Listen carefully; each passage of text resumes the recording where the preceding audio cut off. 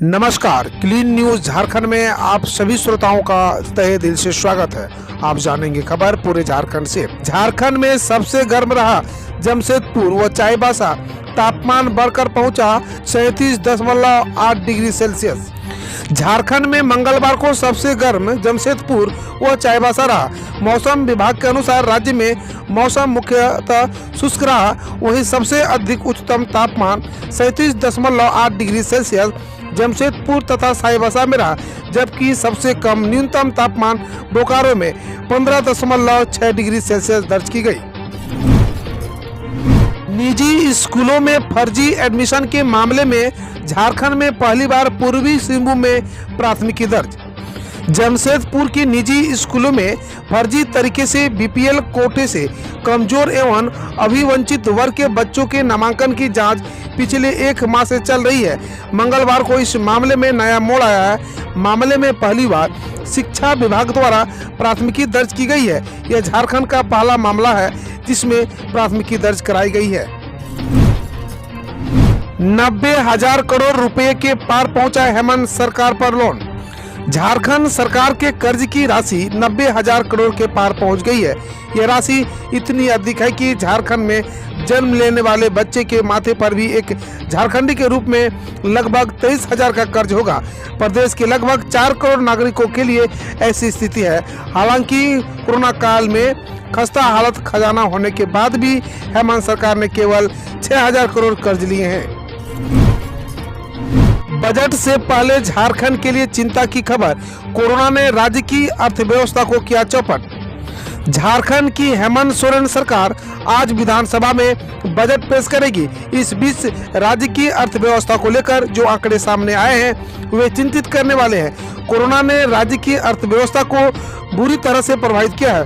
चालू वित्तीय वर्ष 2020-21 में राज्य के जीएसडीपी में स्थिर मूल्य में 6.9% और प्रचलित मूल्य में 2.3% असंकुच की संभावना है। इस तरह 2020-21 में जीएसडीपी स्थिर मूल्य पर 2,23,566 करोड़ एवं प्रचलित मूल्य पर 2,44,805 करोड़ रुपए के रहने का अनुमान है। हालांकि अगले वित्तीय वर्ष में जीएसडीपी में 13.6% की वृद्धि दर्ज होने की उम्मीद है। झारखंड में नक्सलियों पर पुलिस का शिकंजा। चतरा में लेवी वसूलने वाले 5 गिरफ्तार। अपराधियों के खिलाफ चलाए जा रहे ऑपरेशन में चतरा पुलिस को बड़ी सफलता हाथ लगी है। टीएसपीसी के 3 और पीएलएफआई के 2 नक्सलियों को पुलिस ने हथियार के साथ गिरफ्तार किया। ये सभी ठेकेदारों और कारोबारियों से फोन कर डरा धमका कर लेवी वसूली की किसी बड़ी घटना को अंजाम देने के फिराक में थे। एसडीपीओ अविनाश कुमार के नेतृत्व में गठित हंटरगंज पुलिस की टीम ने कोसमाही सागा पहाड़ी के पास से इन सभी नक्सलियों को गिरफ्तार किया गया। पुलिस ने इसके पास से 2 अमेरिकी मेड पिस्टल, .303 बोर पुलिस से लूटी गई राइफल, 3 पिस्टल, मैगजीन, 32 जिंदा कारतूस, 3 मोटरसाइकिल बरामद किया। इसके अलावा विभिन्न कंपनियों के 6 मोबाइल, लेवी मांगने के इस्तेमाल किए जाने वाले 16 सिम और 3,000 रुपए भी जब्त किए गए। झारखंड बजट में अब की बार आदिवासी ही आदिवासी। आज पेश होगा झारखंड बजट। राज्य सरकार द्वारा आज विधानसभा में प्रस्तुत किए जाने वाले बजट में आदिवासियों के सशक्तिकरण व उनके उत्थान पर विशेष जोर दिए जाने की संभावना है। राज्य सरकार लगातार इसकी तैयारी भी कर रही है। मुख्यमंत्री हेमंत सोरेन भी लगातार आदिवासियों के विकास के लिए योजनाएं चलाने की बात करते रहे हैं। सो बजट में आदिवासियों को छात्रवृत्ति के लिए बड़ी राशि के प्राविधान बजट में हो सकते हैं। झारखंड सरकार की वेज फ्रेश योजना का हश्र, न किसान न ही जनता को मिला लाभ, एनजीओ हुआ मालामाल। राजधानी रांची के आसपास सब्जी उगाने वाले किसानों को बिचौलियों से बचाने के लिए वेज फेड ने एक एनजीओ को 5 वेज फ्रेश स्टॉल दिया था, लेकिन ये एनजीओ खुद मुनाफाखोरी में लग गई। वेज फ्रेश की दुकानों में सब्जियां कम, बहुराष्ट्रीय कंपनियों के उत्पाद ज्यादा बिक रहे हैं। न्यूज 18 की टीम जब रांची के हिनू चौक स्थित वेज फ्रेश के आउटलेट पर पहुंची तो वहां मौजूद केयरटेक स्टाफ ने कुछ ही बताने से इनकार कर दिया। लेकिन जब हमने पूछा कि तो सब्जी की दुकान है और दुकान में सब्जी किधर है, तो वहां मौजूद एक स्टाफ मिल के रेक में रखा 1 किलो आलू और अदरक दिखाने लगा। कृषि ऋण माफी योजना से टोकन लेकर खुश हो रहे हैं किसान। झारखंड सरकार की जनोपयोगी कृषि ऋण माफी योजना को लेकर लोगों में काफी हर्ष देखा जा रहा है। सरकार के प्रति लोगों की उम्मीद भी बढ़ती जा रही है। इस योजना से क्षेत्र के किसानों को लाभान्वित करने के उद्देश्य को लेकर state bank of India, Jharkhand राज्य ग्रामीण bank, central bank of India समेत प्रखंड की तमाम बैंकों द्वारा किसानों की कागजी प्रक्रिया पूरी करने के बाद अब सभी किसान अपनी सूची के इंतजार में है। हालांकि ग्रामीण बैंक शाखा द्वारा जारी की गई किसानों की सूची के बाद क्षेत्र के किसानों में खुशी और दोगुनी होती जा रही है। झारखंड बजट सत्र में उठा ओबीसी आरक्षण का मामला तो मंत्री आलमगीर आलम ने कही बड़ी बात। विधानसभा बजट सत्र में सोमवार को ओबीसी आरक्षण का मुद्दा उठा। ध्यानाकर्षण सूचना के तहत विधायकों ने आबादी के अनुरूप ओबीसी को आरक्षण देने की बात कही। विधायकों ने कहा कि पहले आरक्षण की सीमा बढ़ाई जाए, इसके बाद बहाली की प्रक्रिया शुरू की जानी चाहिए। इस पर संसदीय कार्य मंत्री आलमगीर आलम ने कहा कि ओबीसी आरक्षण पर सरकार विचार करेगी। सरकार हर पहलू को ध्यान में रखकर इस पर निर्णय लेगी। उल्लेखनीय है कि झारखंड में पिछड़ी जातियों को अभी 14% आरक्षण दिया जा रहा है। इसे 27% करने की मांग विधायकों द्वारा की जा रही है। इससे पूर्व दीपिका पांडे सिंह ने कहा कि झारखंड में पिछड़ी जातियों की जनसंख्या 50% से अधिक है, पर उन्हें मात्र 14% आरक्षण मिल रहा है। झारखंड ने माना बिहार की ताकत का लोहा। लगातार दूसरी बार हेमा ने हासिल की ये सफलता। गया जिले के टिकारी प्रखंड के सांसद आदर्श ग्राम केसपा की बेटी हेमा कुमारी ने एक बार फिर पावर लिफ्टिंग में अपना परचम लहराया है। झारखंड में आयोजित प्रतियोगिता में हेमा ने झारखंड स्ट्रॉन्गेस्ट वुमेन 2021 एवं best lifter in deadlift women of Jharkhand का खिताब अपने नाम कर लिया है। क्षेत्र की इस बच्ची की सफलता पर लोगों में खुशी है। पिछले वर्ष भी हेमा झारखंड की स्ट्रॉन्गेस्ट वुमन चुनी गई थी। एक अन्य अंतर्राष्ट्रीय प्रतियोगिता में स्वर्ण पदक हासिल किया था। अब जाने खबर देश विदेश से। राकेश टिकैत बोले, केंद्र की खामोशी किसान आंदोलन के खिलाफ कदम उठाए जाने का संकेत। भारतीय किसान यूनियन के नेता राकेश टिकैत ने कहा कि पिछले 15 से 20 दिनों से केंद्र सरकार की खामोशी किसान आंदोलन के खिलाफ कदम उठाए जाने का संकेत है। टिकैत ने कहा, समाधान निकालने तक किसान वापस नहीं जाएंगे। किसान भी तैयार है, वो खेती भी दिखाएगा और आंदोलन भी करेगा। सरकार को जब समय हो वार्ता कर लें। शार्दुल ठाकुर ने नंबर 7 पर खेली 57 गेंदों में 92 रनों की पारी, जड़े 6 छक्के। मुंबई के तेज गेंदबाज शार्दुल ठाकुर ने विजय हजारे ट्रॉफी में हिमाचल प्रदेश के खिलाफ 57 गेंद में 92 रन की पारी खेली और टीम का स्कोर 321 पर 9 तक पहुंचाने में मदद की। शार्दुल ने अपनी पारी में 6 छक्के और 6 चौके जोड़े।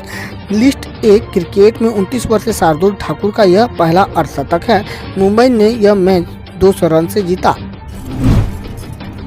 चूल्हा फूंको और जुमले खाओ। एलपीजी सिलेंडर के दाम बढ़ने पर राहुल गांधी बोले। कांग्रेस नेता राहुल गांधी ने एलपीजी सिलेंडर के दामों में सोमवार को हुई बढ़ोतरी को लेकर केंद्र सरकार पर निशाना साधते हुए ट्वीट किया। जनता के लिए मोदी सरकार के विकल्प व्यवसाय बंद कर दो, चूल्हा फूंको और जुमले खाओ। गौरतलब है कि घरेलू गैस सिलेंडर 25 रुपया पर महंगा हो गया है, जिससे दिल्ली में एक सिलेंडर की कीमत 809 हो गई है। राहुल जिस दिल को छूते हैं वो डूब जाती है। बंगाल में कांग्रेस आईएसएफ गठबंधन पर संबित पात्रा बोले। पश्चिम बंगाल में कांग्रेस और आईएसएफ के गठबंधन को ठगबंधन करार देते हुए बीजेपी प्रवक्ता संबित पात्रा ने मंगलवार को प्रेस कॉन्फ्रेंस में कहा कि कांग्रेस ने राजनीतिक प्रासंगिकता बनाए रखने के लिए गठबंधन किए हैं। पात्रा ने कहा, राहुल गांधी जहां भी जाते हैं, जिस भी पार्टी को छूते हैं, वहां पार्टी डूब जाती है। कांग्रेस केवल घर वालों की पार्टी है। हो गया बहुत अच्छे कोविड-19 वैक्सीन लगवाने के बाद अस्पताल के स्टाफ से, रक्षा मंत्री बोले। रक्षा मंत्री राजनाथ सिंह ने मंगलवार को दिल्ली स्थित सैन्य अस्पताल आर हॉस्पिटल में कोविड-19 वैक्सीन की पहली खुराक ली।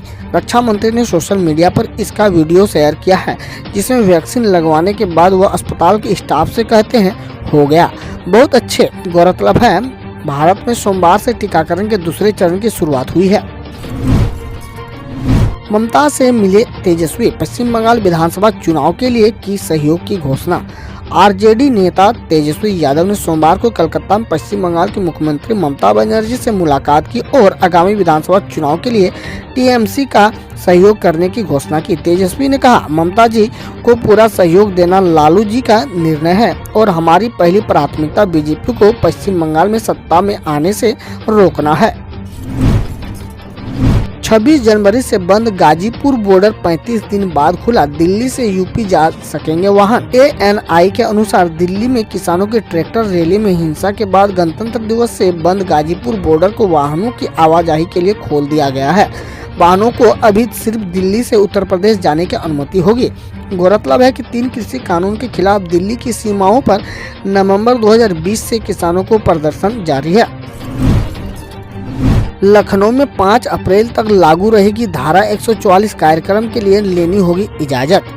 संयुक्त पुलिस आयुक्त नवीन अरोड़ा ने लखनऊ में सोमवार को धारा 144 लागू कर दी है, जो 5 अप्रैल तक रहेगी। इस दौरान किसी भी कार्यक्रम के लिए इजाजत लेना अनिवार्य होगा। अरोड़ा ने कहा है कि राजनीतिक दलों, छात्र संगठन, भारतीय किसान संगठनों और अन्य संगठनों द्वारा लखनऊ में धरना प्रदर्शन की अनुशंसा के मद्देनजर धारा 144 लगाई गई है।